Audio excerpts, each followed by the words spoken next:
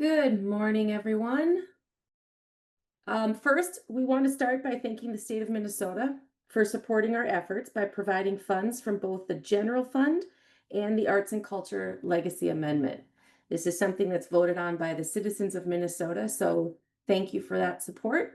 And I hope we will get it again when it comes up in 8 or 9 years. Okay, so today we are going to be discussing the project grant. We're going to do an overview and outline of what the project grant actually is and what it is eligible and ineligible for. The review criteria, there are 4 categories along with those criteria statements. We're going to take some time with the budget template. And then at the very end, in greater detail, I'm going to go over outcomes and evaluation methods. Evaluation methods are one of my favorite things. So you're going to get to see me nerd out just a bit. But we're going to start by just talking about the overview of the project grant. The project grant is our most popular organizational grant. It is divided into 2 rounds with one application deadline in the fall and one in the spring. And within those 2 rounds, because we get so many applications, it's divided into 2 separate panels. Those panels will review and score the applications independently of each other. We do not then merge them together to determine who is funded. This year, the project grant was increased from $8,000 to $9,000. It requires a 10% financial match, and I'll go into more detail with that when we get to the budget portion. And it requires a public component of some kind. This could be a performance, a workshop that's open to the public for registration, a presentation, an artist talk, an unveiling or reception, as long as the public is provided the opportunity to be involved in the project. Eligible applicants include arts-focused nonprofits, nonprofits without an arts focus but are doing art-focused projects, a community group with a fiscal sponsorship, public schools, local governments, and out-of-region groups doing work within the region. Ineligible applicants include for-profit businesses and a previous grant awardee with an overdue final report. So if you have received a grant previously and you are within your deadline to submit your final report, that is not what this is about. This is for people who were supposed to submit their final report and are now far overdue and past that deadline. Eligible and ineligible proposals are listed here. You can see that the ineligible proposals are pretty consistent with most of our other grant opportunities for organizations. This is not a complete list. So if you want that complete list, you do need to go see the grant guidelines, which are available on our website. If you're still not sure, you can always contact us and ask if your effort or your proposal is eligible for the project grant.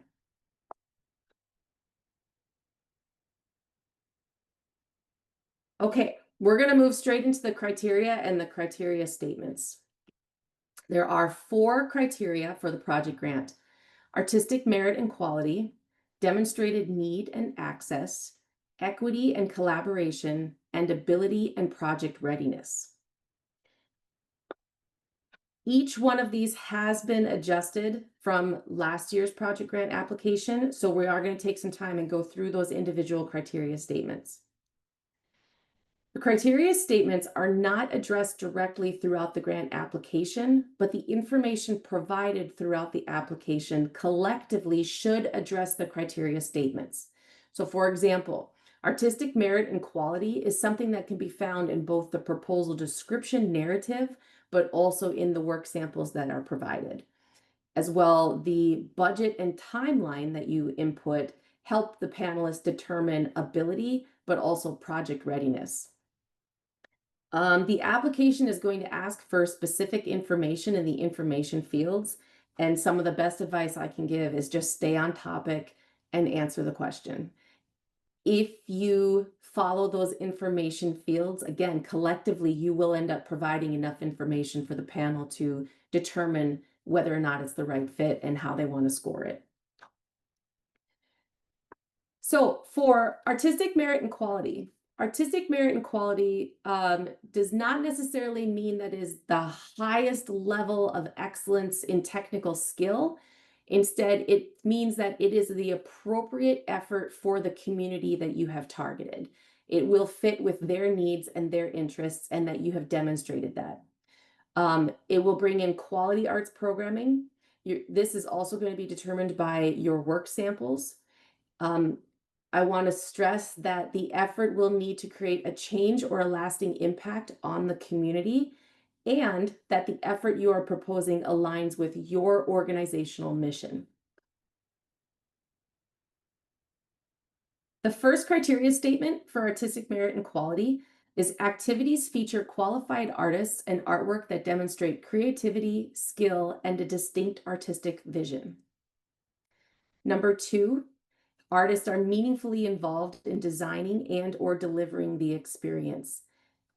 How much an artist is involved is going to look very different if they are teaching a 1 hour workshop as opposed to like a 2 month weekly intensive workshop.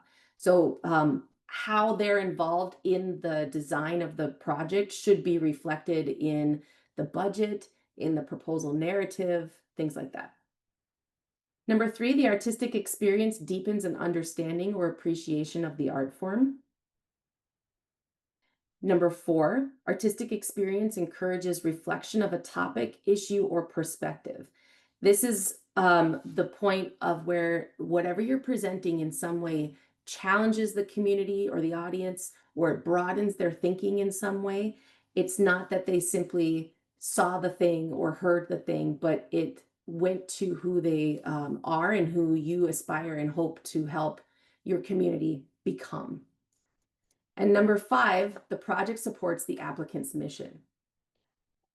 It would not make sense, for example, to have a drumline organization propose a watercolor workshop. So broad strokes, but I think you get the point.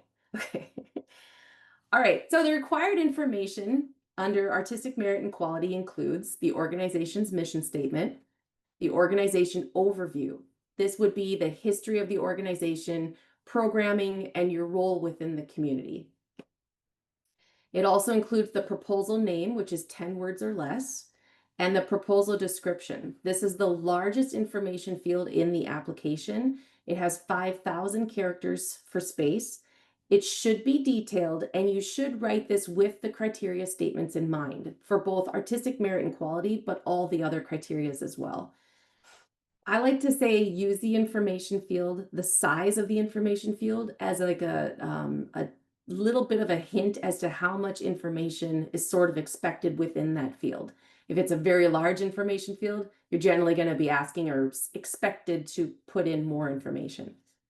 You're also required to submit the location of the proposal or project. This can also be multiple locations, and your work samples.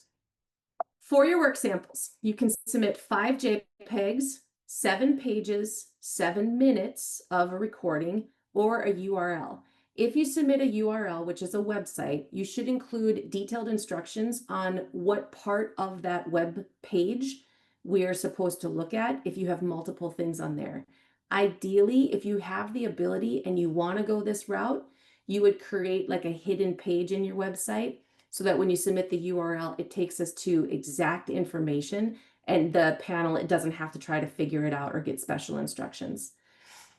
Use the description area wisely for your work samples. Provide the panel with additional insight into what they should be looking at when they're looking at these work samples, as well as any particular context into why you chose that particular work sample and how it goes to address the proposal. All of your work samples should highlight and be relevant to the proposal that you're submitting. You want your samples to be of a high quality. Think about lighting, camera angles, and if it is a recording, the audio and video should be clear that we can understand it well. And a special note, if you are submitting a proposal for a performance, submit recordings as your work samples. It's very hard to determine artistic merit and quality of a performance if you're submitting a photograph.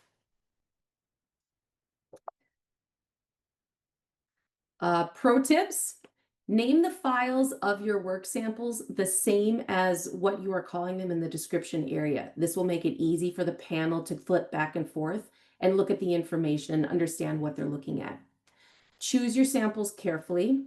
They should reinforce the proposal and resolve any confusion that the panel might have. This is especially important if you're proposing something that is brand new to your community. It's going to be a bit of a stretch for them. So the work samples are going to really help ground it and help the panelists understand that this is something that does fit within your mission and that the community is prepared to receive it. And then number 3, for projects that are brand new, like I just mentioned, try to find work samples of similar previous projects that you've done so you can demonstrate both the skill of the artist and your ability to execute that project. So we would understand, even if it's incremental, where you keep getting broader and broader or more specific or more detailed, more intense, whatever, we can see that progression in your work samples. All right, the next criteria is demonstrated need and access. Demonstrated need is not financial need. Focus on the community's need and what you can do as an organization to be of service to the community.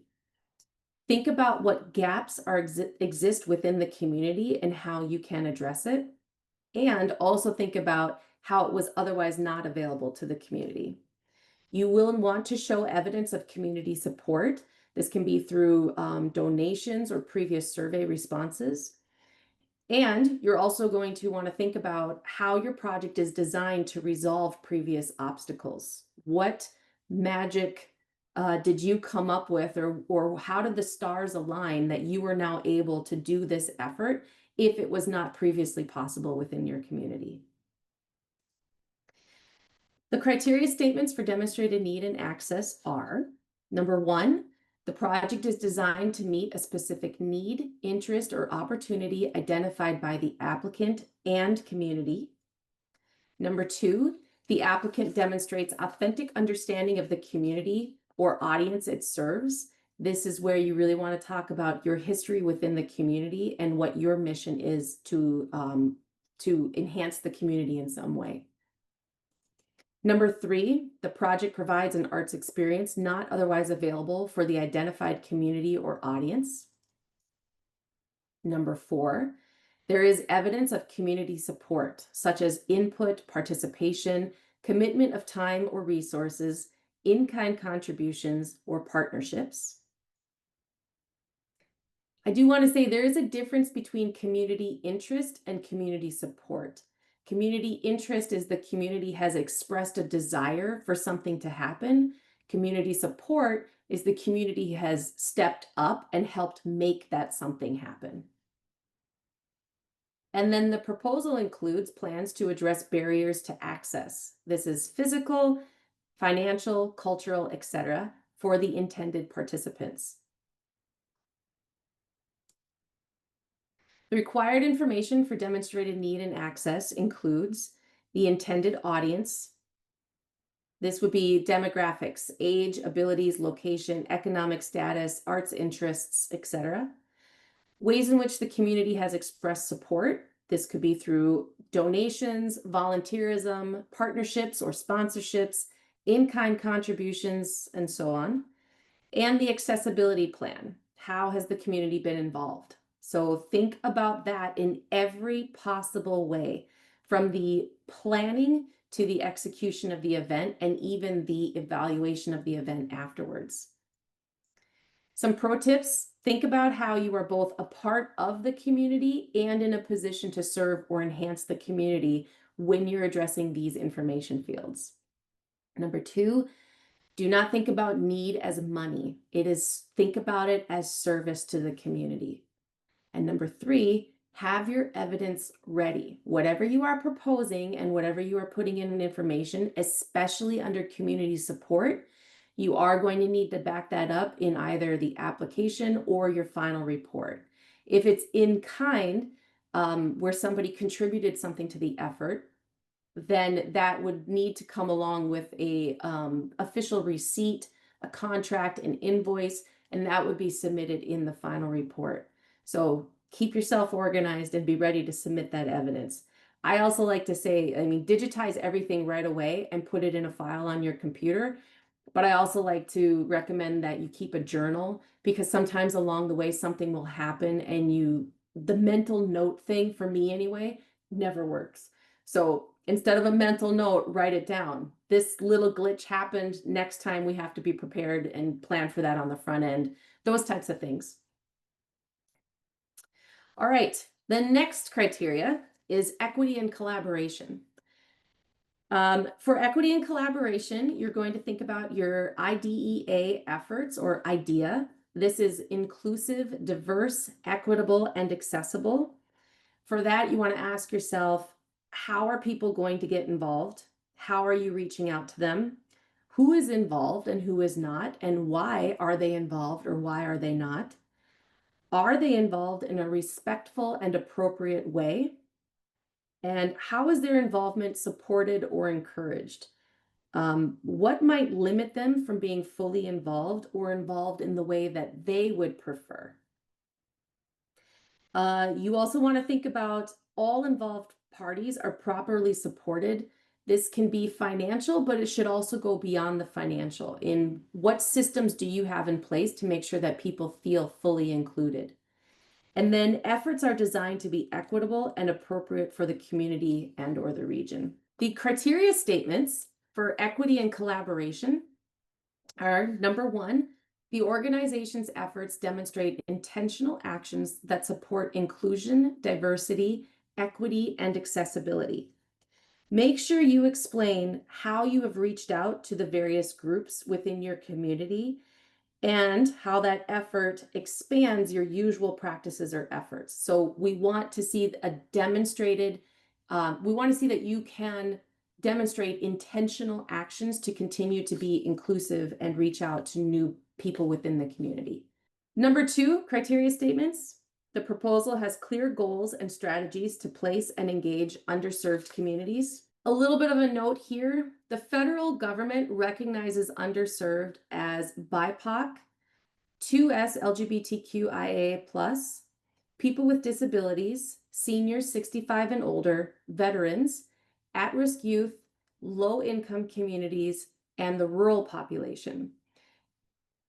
I would encourage you to look at your community, however you define community, if it is focused on a particular demographic, or if it is based on geography, however you identify community, but look at your community as a whole and see what are the underserved people within that community. By the federal standards, almost everyone, because we live in so many rural areas, almost everyone is underserved, which is true. But within that, who is specific within your community that you can reach out to? All right, number three, criteria statements. Collaborations or partnerships strengthen the project and are mutually beneficial. And number four, the project supports the long-term strength of the applicant, partners, or the region's arts ecosystem.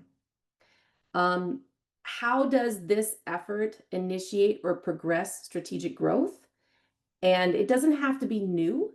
It can help solidify something or even move something forward to make it more sustainable within your own efforts and your own mission. When thinking about IDEA, try to think about things from a variety of perspectives. It's always a good starting point to not make assumptions, but imagine and involve people within that process.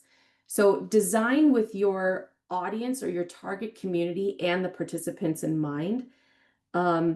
What needs do your various community members need to be involved? What is limiting them from being fully involved or involved in the way that they would prefer? This can go towards the staff who are planning and facilitating the event, the artists involved in the event, the participants who attend, the audience, and even the broader community and how they may be enhanced because of this event. Think about universal design, so the burden is not on your audience. The example I have for this is if you have signage up, like you went through the effort, and it's fantastic to have interpreters or trained staff who can help people where English is a second language fully participate in the event. If the sign that you put up says in English, interpreters available, that's creating a barrier for them, and it puts the burden on them to like have to first decipher what that is and then seek out that interpreter. So see what you can do to eliminate those types of barriers. And then always think beyond ADA compliance. Um, do more, but work from a place that you understand. If you do want to go further, reach out to people within that community and ask them to help plan the event so that those barriers are eliminated from the very, very beginning. So, a nice example on how you can think about this when you're planning your event. Let's say, for example, you're doing an outdoor summer event that is going to go from daytime hours into the afternoon. Maybe you're showing a movie at the very end or whatever it is. Start by thinking about the physical comfort of the participants. You can offer things like water bottles, shade or a resting place, blankets that people can sit on the ground for the movie, or blankets that they can wrap around themselves to stay warm. Maybe you need to provide bug spray or sunblock, seating, and in the evening, maybe you introduce some hot cocoa, or during the day when it's really hot, you hand out popsicles just to maintain body temperatures and make sure people are physically comfortable. In terms of physical needs, this could be golf carts to transport from the parking lot to the event, if that's a long walking distance, a first aid tent that is prepared to take on heat stroke or, again, temperature elements. And then the areas where people will be moving throughout the space have solid trails. Even things like wet grass can be a hazard for people with mobility issues. Support systems within that based on sort of experiential opportunities or limitations. Ask me staff, like staff whose sole purpose it is to walk around and answer questions or to assist people with their needs. High visibility signage and lots of signage. And if it is a multilingual event, signage in the languages that are appropriate for the people who would be attending. The high visibility signage, sometimes, especially now, we see a lot of graphic design work that's bright and colorful. But if you are colorblind like my father, it's really hard to read. So think about that high contrast, high visibility, so that whether you are colorblind or have vision issues, whatever it is, you can still make out what the information is. And then the last thing would be cultural or social needs. Culturally trained staff in whatever capacity that might be relevant, and even prepare for things that you don't think are going to be an issue. Like having a diverse staff who can address those cultural aspects is amazing. Multilingual signage, which I already referred to, translators, people who can assist with the cultural aspects of the project. Required information for equity and collaboration includes accessibility efforts, intentional outreach, ongoing or philosophical, and a plan to engage the underserved community. Some pro tips: make no assumptions when you're planning for a community. Even if you feel that you are a member of that community, try to talk to people who can offer more insight and help facilitate or analyze the effort after the fact. Number two, consider all aspects of the community, from the staff who are preparing it to the people who are involved in it and experiencing it, to how it benefits the community at large after the fact. And number three, work with what you know, but keep pushing yourself and your staff to learn more. I think the general rule is that if you come in with an accepting mentality and prepared to learn more than you teach or more than you tell, you're already off to a good start. All right, the final criteria, and then we're going to take a break for some questions, is ability and project readiness. This would look like your proposal design, your staff capacity to execute the proposal, your marketing plan, budget and timeline, and the outcomes and evaluation methods plan. The criteria statements for ability and project readiness are: the project team and or partners are well qualified with clearly defined roles and relevant experience. I would focus on the qualities that relate specifically to the proposal. Number two, the project plan is clear and realistic with a logical timeline and thoughtful use of staff, artists, and volunteers. Make sure the timelines match the effort. If you are proposing in your narrative a complicated marketing plan, we would expect that the timeline would have more time to allow for the design, implementation, and effect of that marketing plan than what we would see with something that's maybe more standard or simple. Number three, the marketing and outreach plan supports the proposal's goals and encourages public engagement. If you are proposing to work with a new community, your old marketing plan may not be the best approach. So what can you do so that that new community or that those outreach efforts are going to the groups that you're trying to include and involve in the effort that you're proposing? Number four, the budget is reasonable, achievable, and reflects appropriate compensation for artists, collaborators, and staff. Again, this should match the narrative and the budget. There shouldn't be any surprises. So if you reference something in the budget, we should see it in the narrative. I'm sorry, flip that. If you reference something in the narrative, we should see it in the budget. It's concerning if all of a sudden there's something in the budget and there's no reference of it throughout the application. That's a red flag for panelists, and it will affect your scores. And usually they make mental note of that. It goes towards how well you are prepared in planning the project and your ability to execute the project if things are showing up but they're not explained. Number five, the project outcomes are measurable, realistic, and focused on changes in knowledge, awareness, behavior, or community benefit. And number six, the evaluation plan includes appropriate tools and methods to assess progress and inform future work. Again, a reminder, part two of today's webinar is going to focus solely on outcomes and evaluation methods or planning. So if you are curious about that, I strongly encourage you stick around. And I would also say, think about, some of this goes back to your original mission as an organization. How are each of these efforts working together to strengthen your organization and possibly make your efforts more sustainable as you continue to grow? The required information for for ability and project readiness are the project director's name, other key personnel information, timeline, the marketing plan, outcomes and evaluation methods, and a budget. And the budget for the project grant is submitted through a template that is available within the application. And we're going to talk about that in a second. Some pro tips. This goes across the board, not just for this criteria. When you're thinking about writing for your effort, break it down and analyze it from a variety of perspectives. So just some suggested questions to ask yourself. What do you want to do? Why do you want to do it? What evidence do you have that you should do it? How will you do it? Who will be involved? Why are they the best person or people to be involved in whatever capacity they are?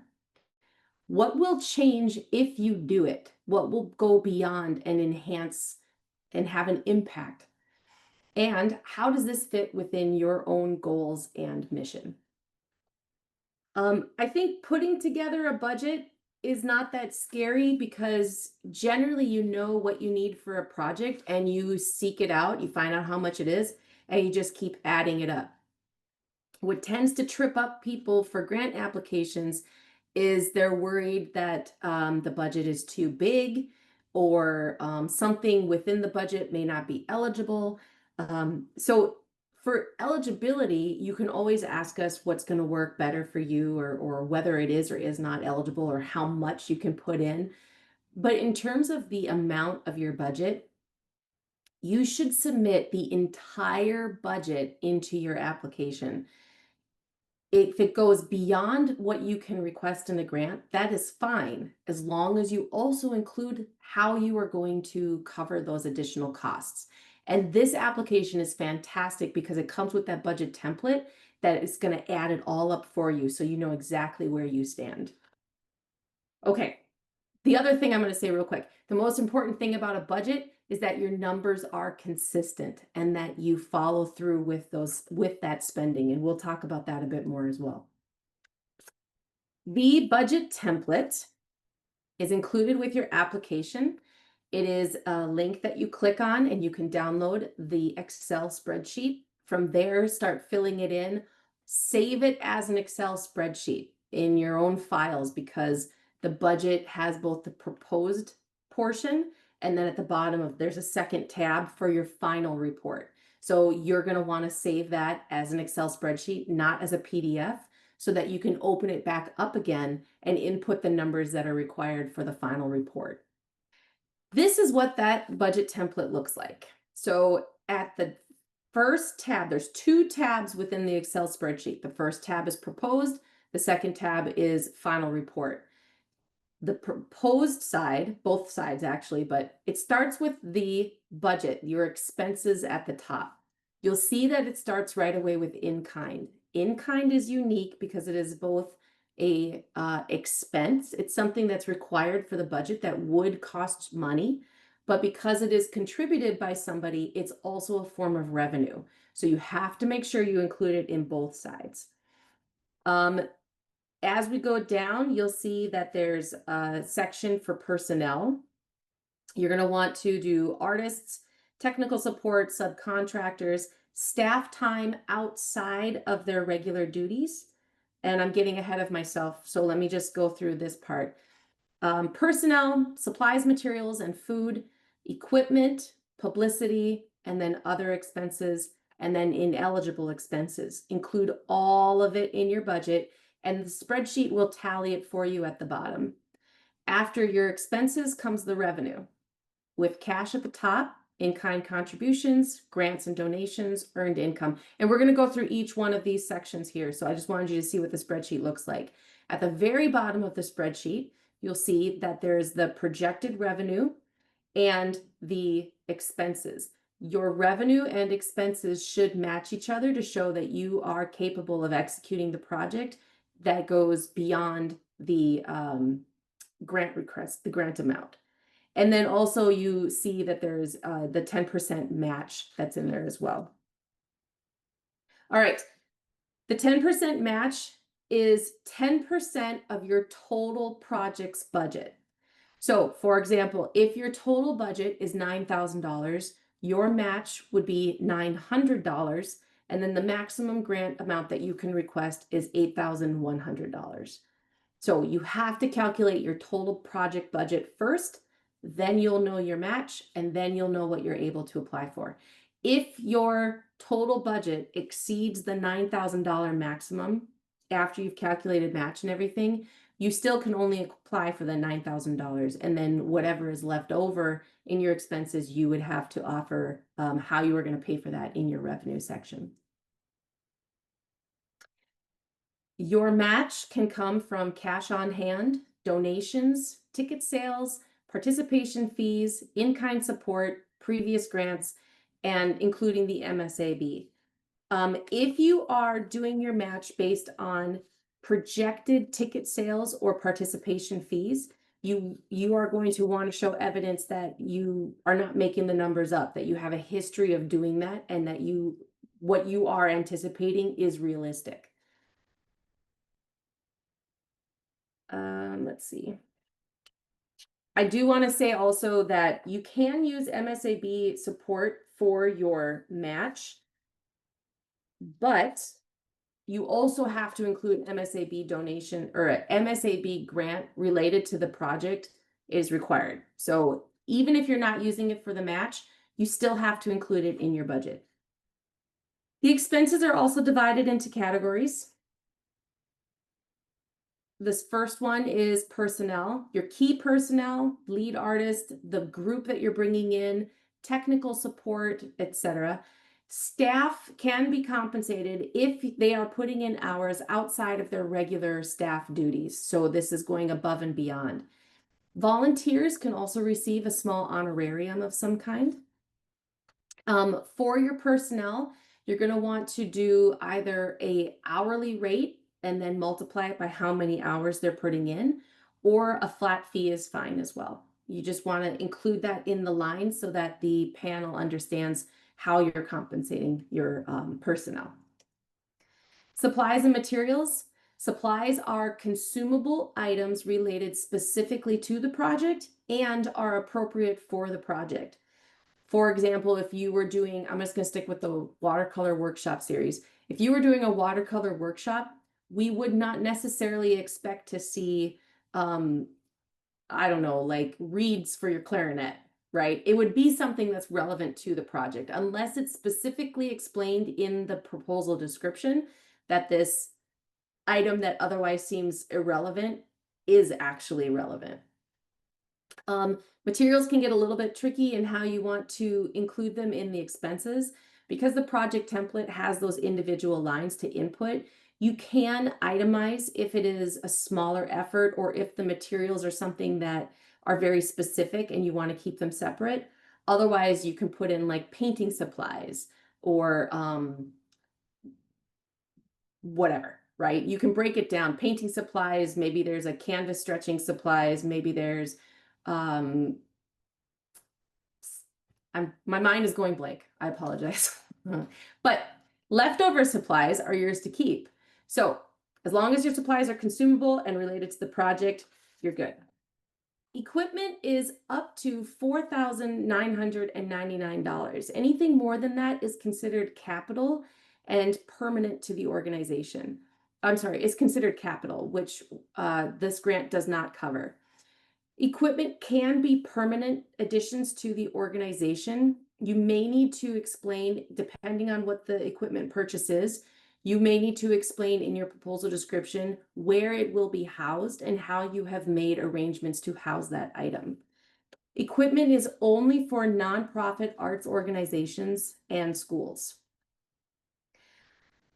Equipment is not necessarily determined by the cost or the physical size of the item. So for example, an iPad or like a lapel microphone is considered equipment because it is not necessarily consumable and it is something that stays with the organization beyond the proposed effort. Equipment also includes new sheet music because again, it is something that stays with the organization beyond the effort. Publicity. This is marketing and promotion.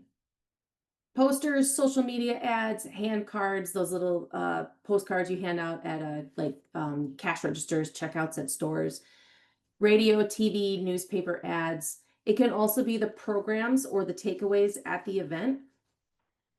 Think about your target audience and how best to reach them. Again, if you're doing something, if you're doing a brand new marketing campaign or you're doing a really complicated marketing campaign, we would expect that budget to be a bit higher than if you were just doing internal marketing for something within your community that is already, that they're going to know to where to look.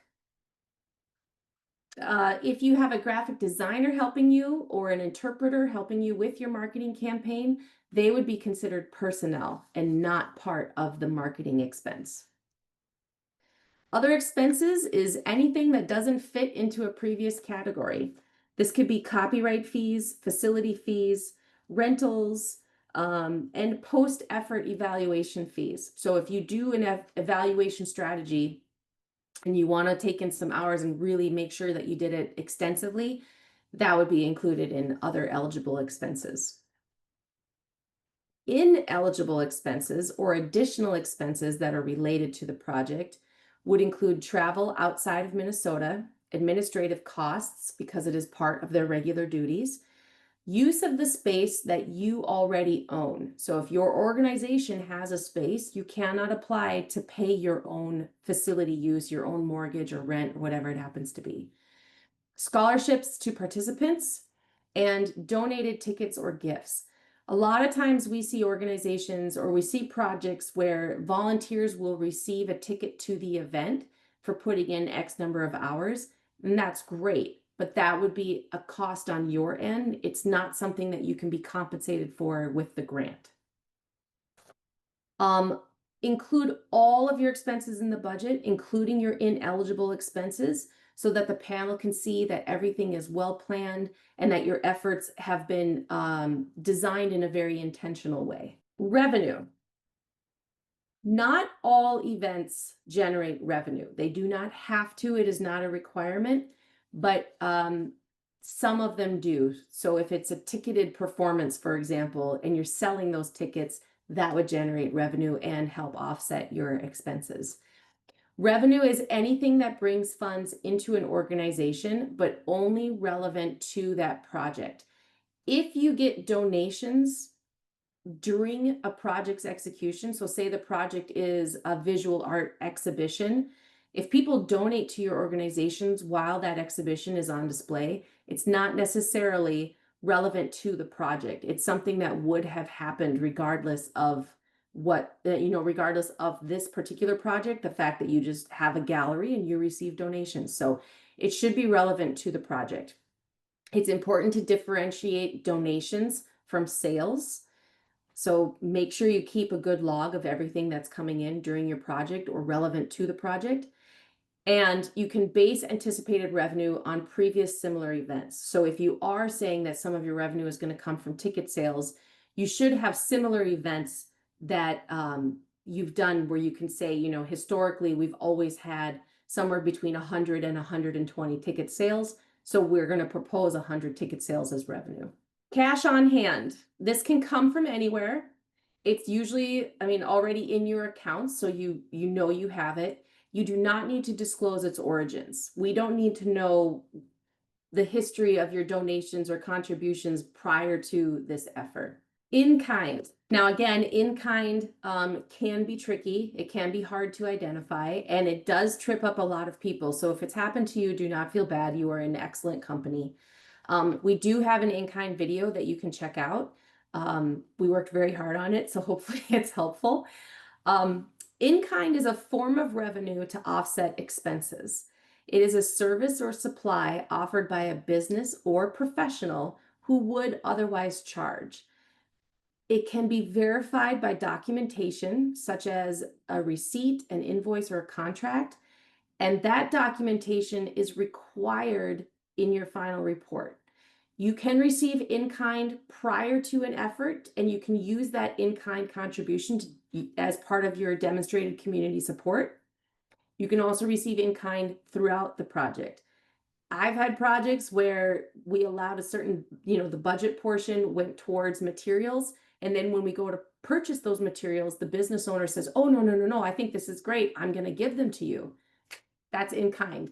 Get the receipt, get the invoice, get whatever you need, and make sure it shows 0 at the bottom so that you can submit that documentation afterwards, because now part of your budget has not been spent. So you need to make sure you reallocate that budget still to the project or something specific to the efforts around the project. In your template, in kind has to be registered or entered as both expense and revenue. And again, all of this is laid out in the video that we created. So I hope you will check that out. Other revenue category is grants and donations. This is only specific to the proposed project or effort, and your totals must be included in the final report. You cannot fund the same item within the project, but you can receive multiple grants for efforts within the same project.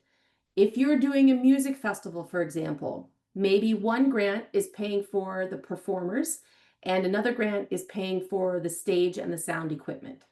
So separate expenses, same project.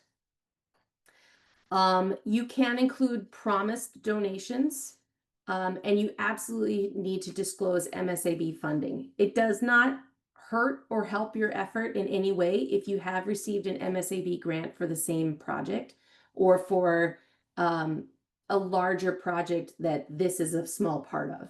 Another category is your earned income. We've already talked about this a bit. It can come from ticket sales or participation fees. Those are the most common. It's specific to the effort though. Outcomes and evaluations. Outcomes first. An outcome is a change or impact in the community or on the community resulting from a particular effort. Often we confuse outcome with output. For example, if I was, no, I'm getting ahead of myself. Okay. An outcome should work with your mission as an organization and help you go towards the goal. Think of outcomes as individual steps, working your way up to the big goal that you have. And then once you reach that goal, you start over and you have more individual steps to work your way up. Every effort you do should somehow continue your progress towards that goal. Outcomes can be quantitative, which is a numbers-based, statistical-based outcome, or it can be qualitative, which is experiential or experience-based. It should be measurable. In fact, it must be measurable in some way. And to measure that, you use your evaluation methods. And evaluation methods are so much fun. Okay. An outcome often gets confused as an output. The output is the result of something happening or the result of funding. So, for example, we applied to host an event. We hosted the event. That's an output. You did the thing that you said you were going to do. An outcome is a change in the mentality or a situation because that thing happened. So we applied to host an event. The participants learned something, or the participants deepened their appreciation for something, right? So there was a change within the audience or the participants because that thing happened. Quantitative outcomes are easier to measure because they are numbers-based. Say, for example, your outcome is to increase community involvement. That could be measured by ticket sales. If the last time you did this event, you had 100 ticket sales, and this time you did the event, you had 120, that would demonstrate an increase in the involvement. Registrations, takeaway counts, response engagement evidence. The takeaway count can be a bit tricky, but it can also be a real simple way of doing that. If you're hosting an event that's completely open to the public, but you have one entrance and people, when they come in, are handed like a map of the event or a list of the vendors or a schedule for what's going to happen. If you know at the beginning of that, you have, say, 500 of those pieces of paper that you're handing out, and at the end you have 200, it's safe to say that you handed out 300 pieces of papers and you had roughly 300 people attend the event.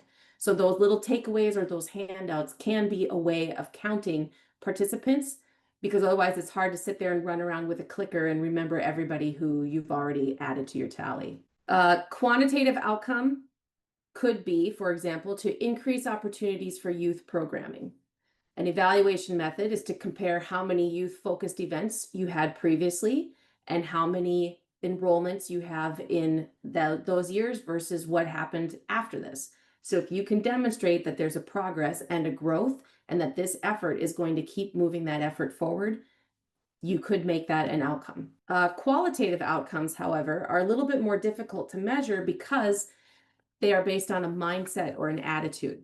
When you measure qualitative outcomes, you generally want to measure on a spectrum. It is not a count. It is not a black and white. It is not a yes or no. There's stages of mental shifts or mindset changes, and that makes it more difficult to measure. I like to recommend that you integrate your system or your evaluation method for qualitative outcomes into the effort. So maybe it's a brief response thing, immediate feedback from the participants or the audience. It can be open-ended and reflective of what the outcome is.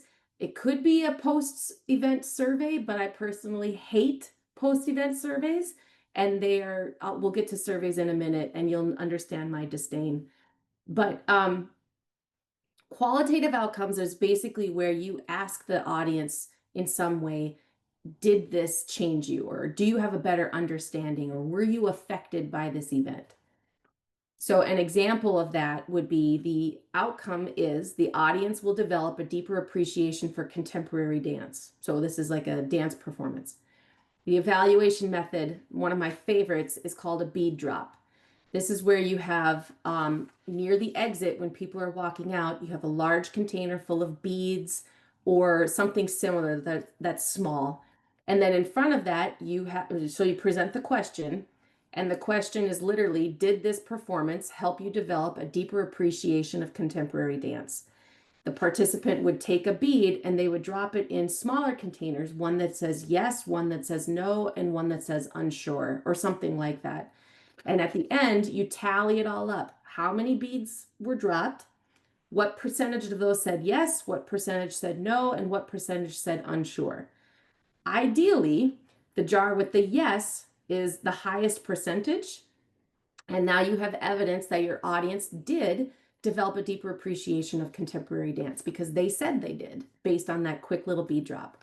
Bead drops are also generally pretty successful because they're very easy to do. They ask very little participation from your audience, and they're kind of fun, especially if the beads are bright colors or the thing that's in there is thematic in some way. Like maybe it's tiny little plastic ballet shoes if it's a ballet event or something like that.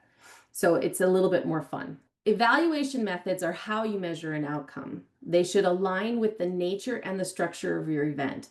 If your event is fun and light and informal, the evaluation method should also be that way. If your event is, like I said, like an 8-week intense workshop series, then you can expect a little bit more in-depth and intense evaluation method. You should consider your audience and your participants' capacity and ability. If it's an outdoor, a large public event, it is unlikely that people are going to want to sit down and take a 20-question survey because they're going to be moving, it's a bit more spontaneous, so your evaluation method should fit the energy of that event. And then also the capacity. If you, for example, are working with people who maybe have tactile issues where they can't pinch, then the bead drop may not be the best method because there are physical limitations around pinching. So think about the ability and the capacity for your audience. Capacity would also look like if you were doing a children's series or something, you're not going to ask them to do an online survey because the kids are not going to scan the QR code and go to the website and fill out all the questions. So think about their capacity and abilities in that way as well. And then you want to be realistic of their involvement. I already mentioned if it's a quick outdoor survey and it's really spontaneous and informal, the opposite of that would be an online survey after the event. So think about their level of involvement in that way as well. However, you can evaluate based on the people involved in the project. Your staff may have a different evaluation method than the audience, or the kids who are participating in the workshop have a different evaluation than the people teaching the workshop. So think about all those different groups that are involved in your project and how they may want to contribute information. Always keep your goals in mind and remember outcomes are a step towards a larger goal. Consider the nature of the proposed effort and ask yourself lots of questions to determine what those outcomes are going to be. Think about if-then scenarios. If we get this new gas kiln, then we will be able to do what? Or then we will see this type of change. If we host this particular musician who's never performed in our community before, then the community will experience what, or this is what will change because of it. So think about those if-thens and then turn those into outcomes. I like to create as many outcomes as I think of, if they're big, small, complicated, simple, whatever. And then I narrow it down and choose like my top 3. And then I create the evaluation methods. A lot of times I will think about the outcomes with the possible evaluation and method in mind, because if I can use the same evaluation method for multiple outcomes, I'm just collecting lots of really great data, with minimal impact on the participants or the audience because they only have to do it once. So we're going to go through sort of a hypothetical. So let's say we are hosting a 3-hour session. I'm sorry, we're hosting a workshop that has 4 3-hour sessions. They're going to be the same students the whole time. And right away, that tells us that those students are a bit more committed and they're putting in that time effort into the workshop. The workshop is completely open to the public, but registration is required. Because registration is required, I can collect certain data about names, their email addresses. So if it's an email address, I could possibly consider doing a follow-up afterwards and sending them something. The workshop is young adult focused, so let's say 18 to 25. There's one instructor for all sessions, which means they're going to be developing a relationship. And because it's one instructor, maybe the instructor and the curriculum of the workshop can somehow help structure what the evaluation method might be on the end of the thing. So as we're going along, that instructor can provide valuable insight as well. There is no fee and the supplies are provided. This allows for my workshop to be very inclusive and open to people who may otherwise have financial limitations, for example. And at the end, part of the workshop, at the very end, we're going to create a permanent public art feature of some kind. And this will be revealed to the community with an event at the end.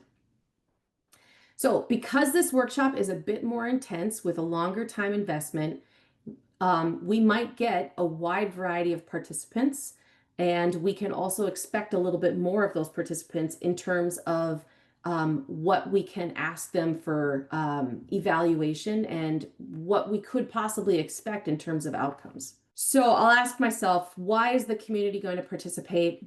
Why is this event important to them? How does this event or this project align with our big picture as an organization? Who's going to benefit the most from this? How will we reach low-income participants? Will students learn something new or will they develop existing skills? And will students grow personally, professionally, socially, creatively, all those things? Determining the outcomes. The project will increase community engagement and pride. We're going to have a public art event. People are going to be involved. Maybe that public art is going to somehow go towards the identity of the community. So I can say it's going to increase engagement and pride because of that public art event. Project addresses loss of an art form within the community and requests to have more arts-related events. The project will increase community's awareness of our free programming. The project will reach new audiences from lower income and young adult communities. The project will expose students to a new art form. Participants will be exposed to new technical processes and/or further develop collaborative skills. And students will develop a better understanding of their role in the art world and their ability of self-expression. So I'm going to narrow that down to 3. And these are the 3 I chose. The project will increase community engagement and pride. The project will expose students to a new art form, and students will develop a better understanding of their role in the art world and abilities of self-expression. The first outcome focuses on the community and the change that the community is going to have because this event takes place. So that's kind of a more broad stroke sort of outcome. The second one is exposing students to a new art form. That's going to go specifically to the individual and their technical skills. But the third one is that the students will develop an understanding of their role in the art world and of abilities and self-expression. That's individual improvement in some way because of this workshop. So these 3 do a nice job of thinking about the community, the technical development of the individual, but also the emotional, philosophical, intellectual development of the participants. All right, so for those, the project will increase community engagement and pride. Part of the project, the workshop series, the students are going to create an anonymous feedback box. And throughout that workshop, it can become part of the regular thing where every day the instructor asks a question and the students can contribute anonymous feedback. So one of those questions, maybe towards the end, is do you feel like you have a better understanding of your role in the art world?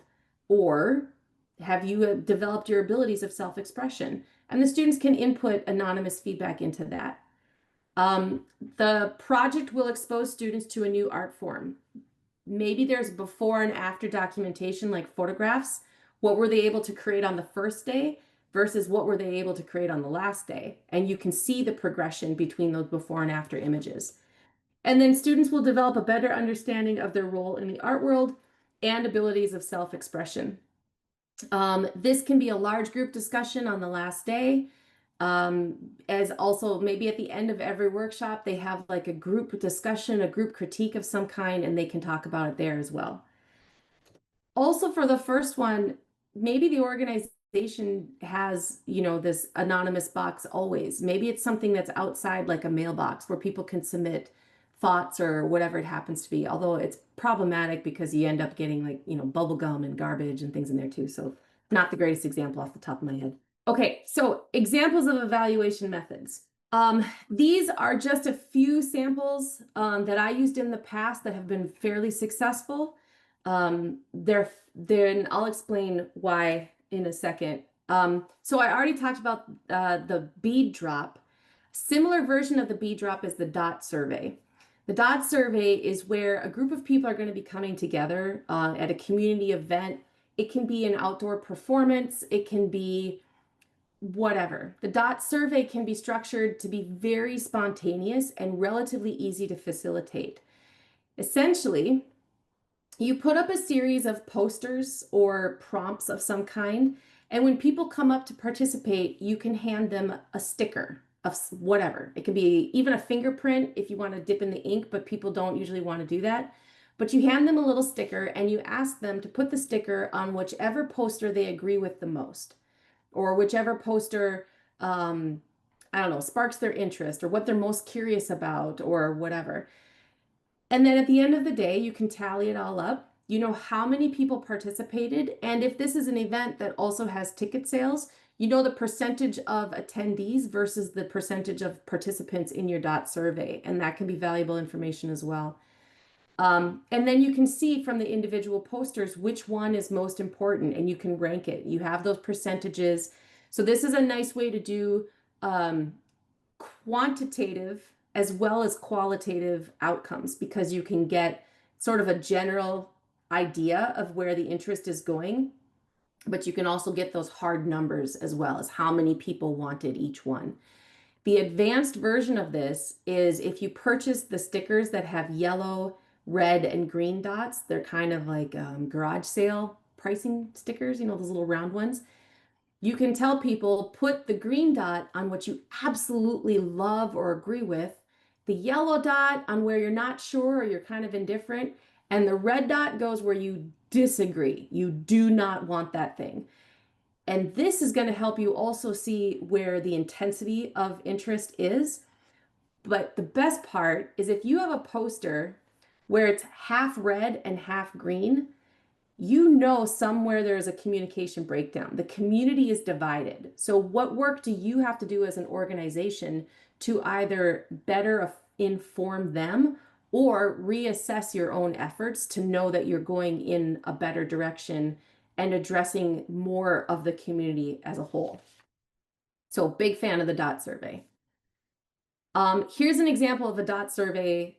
This was done in Little Falls, Minnesota. The colored of the stickers have no meaning. People just grabbed a random colored circle dot, but they were asked to put it on this printed vinyl banner to see which one of these 6 efforts was most important to them as an individual. Because this was a vinyl banner, at the end, we could peel off the stickers and reuse the banner. And we used this banner at outdoor community events for several months. It was great. So every single time we could see how the community responded and where they put the efforts. And it was also telling, depending on the type of event that we were at, if it was a farmer's market versus a music festival, we got different response percentages. So that's valuable information as well.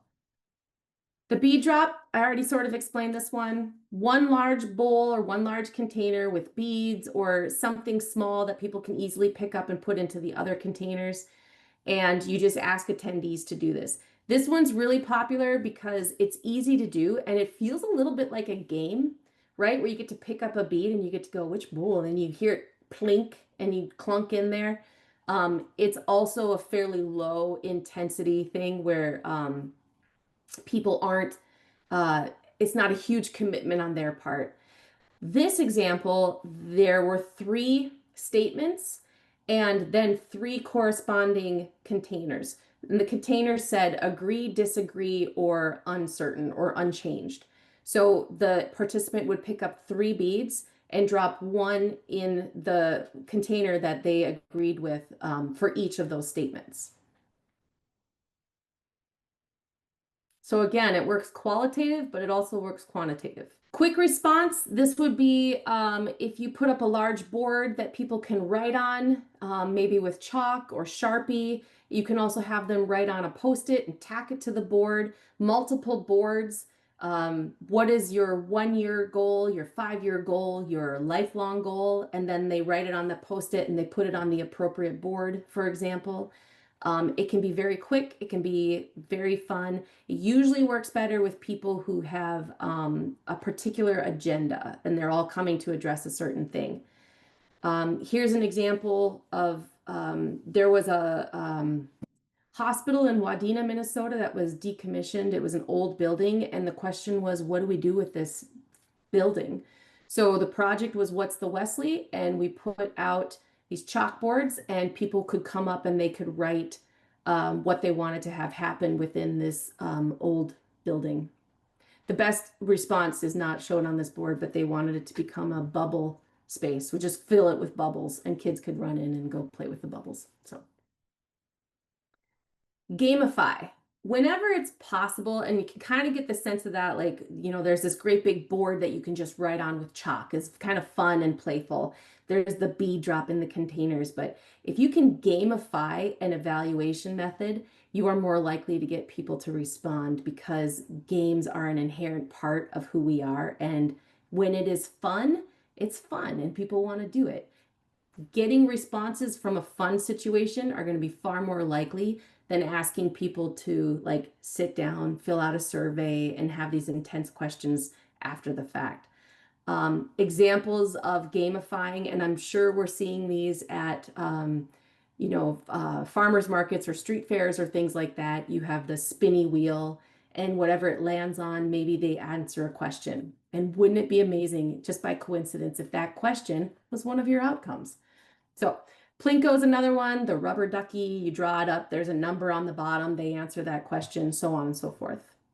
And then the bingo balls is similar where, the corresponding number, whatever ball comes out, that's what they answer the question and then win a prize. The prize can be a Tootsie Roll, it can be a quarter for the vending machine, it can be whatever you want it to be, a sticker.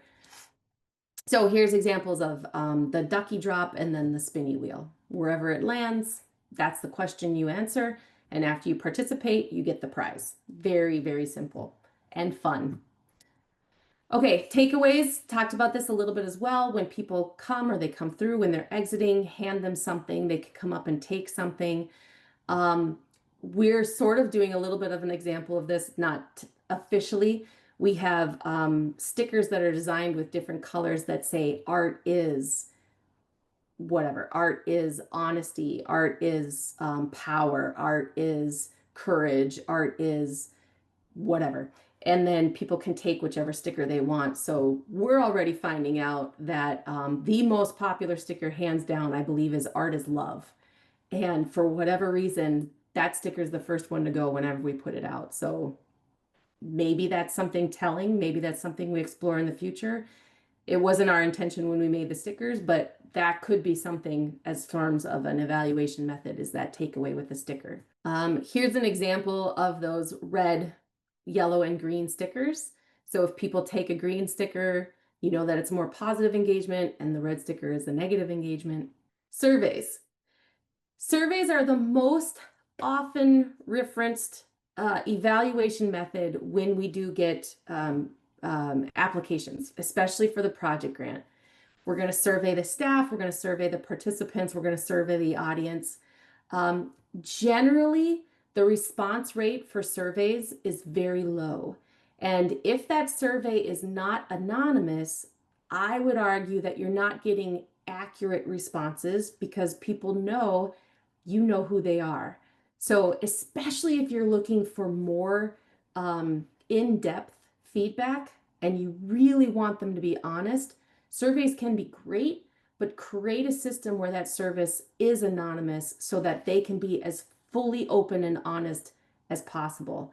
And as much as it might hurt to read a survey response that ripped you apart in a certain way, it can be incredibly valuable. You have to ask yourself if that is something that is worth exploring or if it's something that, maybe that person has, their own agenda or they have something else going on that isn't really important to the survey feedback.